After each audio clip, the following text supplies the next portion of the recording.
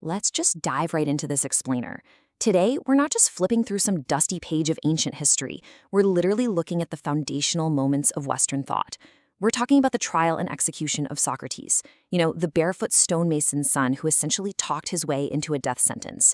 We're going to trace a continuous arc here, opening right at the climax of his trial, then circling back to see exactly how he ended up in that courtroom, and finally following him right down to that infamous cup of hemlock. And it all really anchors on this number right here, 361. 361 of his fellow Athenian citizens stood in judgment and voted that Socrates deserved to die. Now, he wasn't on trial for theft or violence. No, he was on trial for asking too many questions. But before we watch this 70-year-old man sit in a cold stone cell and drink a cup of poisonous hemlock without a single tremor in his hand, we gotta understand the journey. We need to see how a guy who walked the dusty agora without shoes, just laughing off the insults of comic playwrights, somehow became the absolute most dangerous man in all of Athens. Section 1. The Court and the Cup. Moving into Section 2. The Soldier and the Oracle. To actually understand the philosopher, we first have to snap back decades to around 470 BC. Because before anyone called him a philosopher, Socrates was a heavy infantry hoplite fighting in those grueling wars between Athens and Sparta. He fought with a massive shield and spear at Potidaea, Amphipolis, and Dilium. Actually, the sources tell us that at the Battle of Dilium, the Athenian line broke. Men were throwing down their weapons, running for their lives, but not Socrates. He walked backward, keeping his shield raised, facing the enemy the entire time, utterly refusing to turn his back. The reputation he earned was pretty simple. He was hard to kill and even harder to frighten. He proved on the battlefield that he was just as stubborn in war as he would later be in the marketplace. But his life's trajectory altered entirely because of a riddle. It started with his friend Sheriphon. He traveled to the Oracle of Delphi, which, simply put, was a priestess at a temple about 200 miles from Athens who delivered prophecies believed to be straight from the gods. Sheriphon boldly asks her, "Is anyone in Greece wiser than Socrates?" And her answer was plain and simple, no one.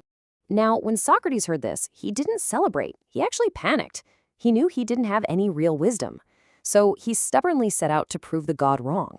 He actively sought out the so-called wise men of Athens, questioning the politicians who governed the city, the poets who wrote for it, and the craftsmen who built it. But under his intense questioning, he discovered that none of their comfortable certainties held up. They all thought they knew a great deal, but actually, they knew nothing. The riddle finally clicked for him. He was the wisest man in Greece only because he was the one man honest enough to admit he knew absolutely nothing at all. Section 3. Cross-examining all of Athens. This divine mission became a total obsession. It made him a notoriously difficult husband to his sharp-tongued wife, Xanthippe, especially since he neglected providing for his 3 sons to just roam the marketplace, arguing with strangers instead. And get this, he never wrote a single word down. Not a scroll, not a letter. Instead, he relied on what came to be known as the elenchus. Elenchus is basically relentless cross-examination used to break down someone's false certainty. Socrates called it midwifery, honoring his mother's profession. He couldn't just hand anyone wisdom, but by stopping powerful men in the street and asking them to define things like courage, justice, or piety, just peeling it back, question after question, he could help deliver the truth they were already carrying inside them. Section 4. The real reason why. So naturally, a massive divide grew in Athens. Socrates became incredibly popular with wealthy young men who absolutely loved watching authority figures get dismantled. But he was deeply, intensely despised by the establishment. And the sources raise a major tension here regarding 2 of those young men who sat at his feet. One was Alcibiades, a brilliant but reckless guy who ended up betraying Athens not once but twice. The other was Critias, who became one of the infamous 30 Tyrants, a group that violently seized control of the city and ruled it in blood after a crushing defeat to Sparta. Socrates taught his students to question everything, sure, but he didn't control what they did with those lessons. However, Athens definitely remembered who these dangerous men associated with. Which brings us to the crucial point, the charges brought against him in 399 BC. A minor poet named Meletus formally accused him of impiety, essentially not believing in the gods of the city, and of corrupting the youth. But the unspoken reality hovering over those wooden jury benches, everyone knew this was largely political payback. The city had finally found its excuse to punish him for the bloody actions of his former students, and, for 30 years of publicly humiliating powerful men. Section 5. The Verdict and the Boat. So now we're right back in the courtroom facing a jury of 501 citizens. Custom dictated that Socrates should weep, beg, and parade his 3 sons before the jury for mercy. He did absolutely none of that. Instead, he defiantly claimed he was on a divine assignment to examine the city, declaring that a life without such examination simply wasn't worth living. When the initial vote was cast, 280 voted guilty and 220 voted innocent. Look at these incredibly thin margins here.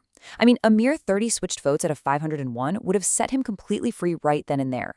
Now, after a guilty verdict, the defendant was allowed to propose an alternative punishment to the death penalty.